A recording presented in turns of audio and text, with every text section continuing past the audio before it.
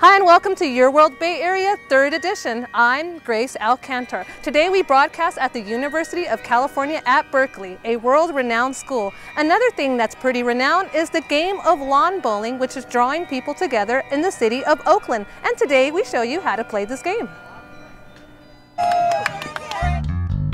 Where can you have fun in the sun and make new friends? Just ask the youngest member and the oldest member of the Oakland Lawn Bowling Club. My name is Georgia Edlund.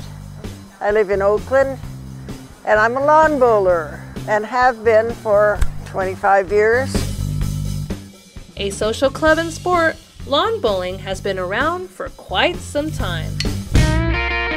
Yeah, the history of lawn bowling, nobody really knows for sure, but they project that it came from the Roman Empire. All the people that started America, Benjamin Franklin, all of them had their own lawn bowling greens. Lawn bowling is even popular around the world. In New Zealand, it's a pretty big sport. It's ingrained in the culture and people do it kind of off and on again. It's a pretty social event. And the best part about lawn bowling is that it can be played by all ages. It's a game that seniors can play. You bend, you pick up your bowl, you roll it, and you walk, and that's it. In Oakland, the game is unlike any other. Because Lake Merritt, where we are, is Lakeside Park in the center of Oakland. It's the first estuarine bird sanctuary in the nation. So the entire park, there's no pesticides. As you can see out on the greens, people are actually barefoot and it's really healthy. You don't have to worry about getting sick from being on the greens. So, just how is the game of lawn bowling played? The first step is to measure the size of your hand. This is to determine which size bowls are best for you to play with. Once you determine which size bowls you'll need, go ahead and grab your bag of bowls. During this time, you should select your rink, gather the jack, and some measuring tape. Afterward, you may want to practice your delivery. Remember to use your dominant arm and always keep it straight. Next, roll the jack past the hog line. With the help of another player, align the jack with the marker at the end of the lane. Now you are ready to play. Grasp your bowl and start by squatting down. Extend your dominant arm towards your back. Then step forward with your alternate leg and aim. Remember, the player whose bowl is closest to the jack wins. So, now that you know how to lawn bowl, we hope to see you at the Oakland Lawn Bowling Club. The reason I'm a member of the Bowls Club is because the community is just awesome. Everybody's really nice and friendly. You never really know who the other members are, and once you get to know them, it's a lot of fun.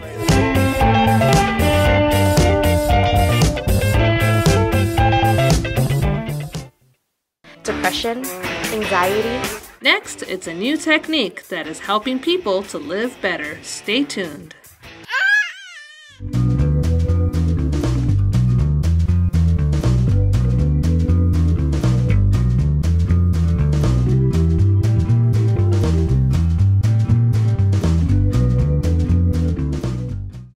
Emotions can be tough to regulate. Luckily, there's a new technique that is helping people to live better. And we got to invite Cedric Bercheli, the director of TIPI USA, to come tell us all about this technique and why it's so important.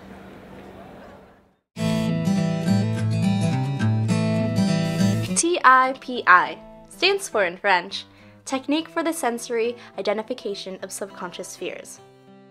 It's a method that resolves emotions, such as depression, anxiety, phobias, PTSD, and jealousy. Basically, all these emotions that can make us aggressive, want to run away, freeze us to the point that we can't take action, or push us to overpower others. It's my way or the highway, buddy. Even when we can control our emotional reactions, our bodies continue to experience their effects through physical tensions, whether we are aware of it or not. So we just saw a video about TIPI USA. So Cedric, can you tell us exactly what is TIPI and what is it being used for? Sure. So TIPI is a French research program that was created by a gentleman called Luc Nicon. It was created from the research of Luc. Luc was able to demonstrate through studies and research that every single human beings, everybody, have a natural capacity, a natural ability for self-emotional regulation. I see. And who would you say TIPI benefits the most? What people do, or what individuals would you say this is the most yes. Useful for? I would say there's two categories of people. The first category are the people who are facing emotional difficulties, such as anxiety, depression, anger, jealousy, all these emotions that make our life more difficult. Those people can come and see a TIPI specialist, such as myself or other people trained in the US or all over the world, to do a session and resolve the difficulty. When I say resolving, I mean that the emotion will not come back. And the second category of people are professionals, such as therapists, coaches, or any helping professions or educators. Basically, I will teach them how to do the TIPI technique with their clients and their patients for them to be able to help them further in their healing or in their life. So, for example, a TIPI session for a complete resolution will take between 10 minutes and 30 minutes, and that's it.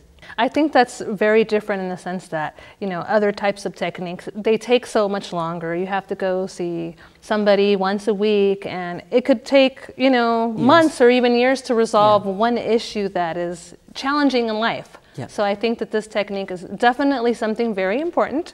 And I'm just glad that you're bringing it here in the US. And the other thing I wanted to ask is, how do you go about getting your clients, or do you also help clients that may not have, you know, access to this type of technique? Yes, absolutely. We really make a point for the money not to be a problem with the emotional healing of people. For example, once a month I do a free class, where I teach people within a group how to do the work on themselves by themselves. It's completely free. And after the 1.5 hours, of course, if people pay attention and try to do it after, they have everything they need to take care of themselves. And of course, if clients come to see us because they have something they want to heal and they have low income, we always work on a sliding scale basis, so there's no problem. Same thing for the trainings. If professionals do not have enough income, for example, we have a non-profit called TIPI English Word that allow to help them to take the training in order for them to do the right work out there. And I think, again, this is great that we have this, because I do feel that we're in a society that basically it's taboo. It's a taboo to have a mental issue or a mental crisis of some sort. I mean, it's okay to go to the hospital if you break your leg, but it's not okay to have mental challenges. So I want to thank you for joining us and just letting us know about this new technique. My pleasure. And also, my final question is, how do we get in contact with you to learn more about TIPI? So I think the best way is to go to the official website, which is www.tipi.pro, P-R-O. Or you can also contact me. I think my information will be at the end of the interview. Email me, call me. I'm always available to answer questions.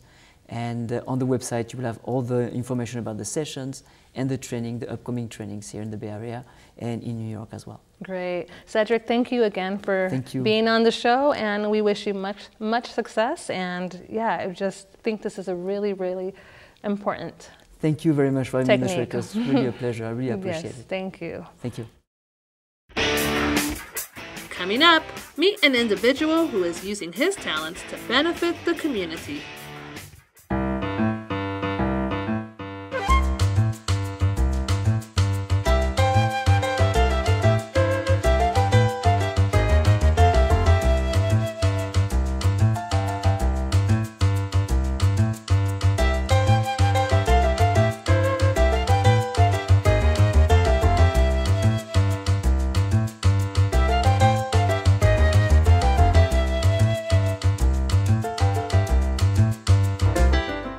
mission of the Marine Humane Society is to improve the lives of animals and people, and we do that through advocacy, education, and also through support services.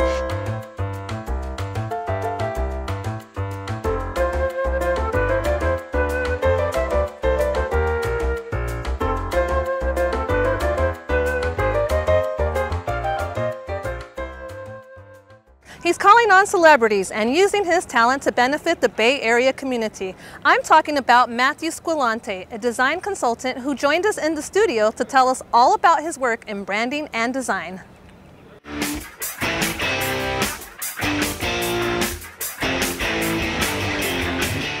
So we just saw some photographs of your work, Mathew. So I want you to tell us, you're a consultant, so can you tell us more about what you do as far as branding and how you go about helping other people with your branding? Sure. First, thanks for having me, Grace. I'm really pleased to be here. I am a brand director, and what I do is I help my clients bring their story to the public, to a broader audience, through the power of design, which is a business tool. I help them find the most compelling, important, relevant pieces of their story. I tease them out, and then collectively we work to present that in ways that engage people, that help place them as leaders in their industry, create trust, and generate interest in what they do. Great, and I saw your work, and you do infographics, you do web design, you do magazines. So tell me a little bit more about that. Well, clients come to me typically on one of two levels, either very specific or very broad. So a client may come to me for, say, for example, a website. And it's working, but they've noticed, let's say, for example, that people come, but they're not staying. So perhaps we have a navigation problem that we need to look at. Or we have an issue with information that's hard to find. So I will help them with that on a very specific level. On a broader level, that's where the branding comes in.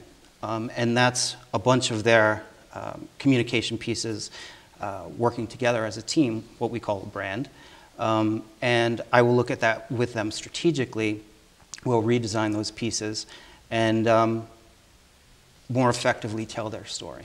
Yes, and I noticed that you worked with some very prestigious organizations already, the Monterey Bay Aquarium, also the Coral Reef Alliance. How was that like? And I know you rebranded for the Monterey Bay Aquarium, which I thought was fascinating. So tell us that experience. What was that like? Amazing. It's an awesome organization. I was brought on specifically to rebrand them for their 20th anniversary. That was at the time it was the top aquarium in the world. It's 500 people, it's 15 different departments. There were a lot of different needs and demands and a lot of money at stake. I bring that experience to my clients now. It was awarded one of the top 100 brands in the world, and I've seen the impact that good design and branding can have on an organization like this. Right, right. Because when somebody sees a great image, a great logo, I mean, it does draw you right in, and you want to know more about this organization and what it's about. Right. So the other thing I wanted to talk about, because you and I talked about nonprofits. Now, nonprofits are a little bit different because they don't always have the funding, or they don't always have access to branding. So how do you help nonprofits, and how do you go about getting branding for them? So you're right, and that's one of the things. There's been in the past, there was very much a current where branding and design in the nonprofit world were considered something of a dirty word almost. You know, it was very much for the corporate, for-profit world, because there was a concern that it would make a nonprofit look too flashy, or that they were spending money away from the mission. In reality, what I try to help clients understand, and what other nonprofit leaders are doing to help other nonprofits understand, is that when you don't have large budgets like a for-profit entity, you have less opportunity to reach your audience. So the opportunities that you do have, you want to make the most of, because you can't flood the market with your message. Wonderful, wonderful. I think that's great that you're making this accessible to every organization, especially those that promote philanthropy. And now, you also mentioned to me earlier that you're going to be in New York, or you have a client in New York, right? I have a client in New York. I'm based in San Francisco, but I have a client that I've worked with for the last 5 years. They are an amazing group. They are an advocate and a conservation group for the Hudson River, which is literally from the mouth, which is New York City, all the way to the north, past Albany, and all of its tributaries. And they win these massive settlements every year against major polluters for millions and millions of dollars. Robert F. Kennedy Jr. is their lead attorney. And they take this money, they put it back into the river to clean it up, to stop this pollution, and to make a difference. It's so inspiring. And what I've noticed is that they've been able to garner a lot of celebrity support the last several years. This year they're honoring Leonardo DiCaprio. A big celebrity, right? A huge celebrity right, with exactly. a massive, presence and absolutely public, appeal, and he has a voice that the average person doesn't have. So when he gets behind an organization like this, their power and ability to do more is enhanced. And I'd actually kind of like to make a call out to the local celebrity community here in the Bay Area to be more visible and more involved in our nonprofits that we have. There's the Public Library of Science, there's the SPCA, there's Coral Reef Alliance, any number of really worthy nonprofits in this area that they can support. Okay, so Sharon Stone, if you're out there. Sharon Stone, if you're out there, Sharon please Stone, step please. up to the plate. Yeah. I hope that she's watching so she can, be Absolutely. that voice, because people will listen to her and follow her, so for I hope sure. so. Wonderful. And, hearing you speak, you have a lot of passion for helping others, and especially helping organizations like the Monterey Bay Aquarium, the Coral Reef Alliance. So I want to just tell you, thank you so much for being here with us today, and continued success for you. Thank you. And also, lastly, how can we get a hold of you or contact you? Sure, it's squillantestudios.com. It's a little difficult to say, but it's easy to find. There's not many of us out there. I'm located in San Francisco, and yes, I would love, love to chat with anybody that's interested in design or brand. Great, and we will also put your information in our credits so that nonprofits and other organizations or just professionals can get in contact with you. Thank you so much, Grace. I really appreciate being here. Yes, so thank you very much, and yes, thank you for this opportunity. Thanks so much.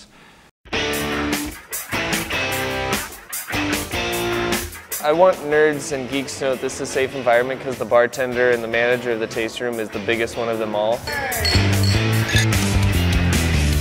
That concludes our show today. We thank you for tuning in. We hope you'll join us next time as we present more unique Bay Area stories. Take care and goodbye.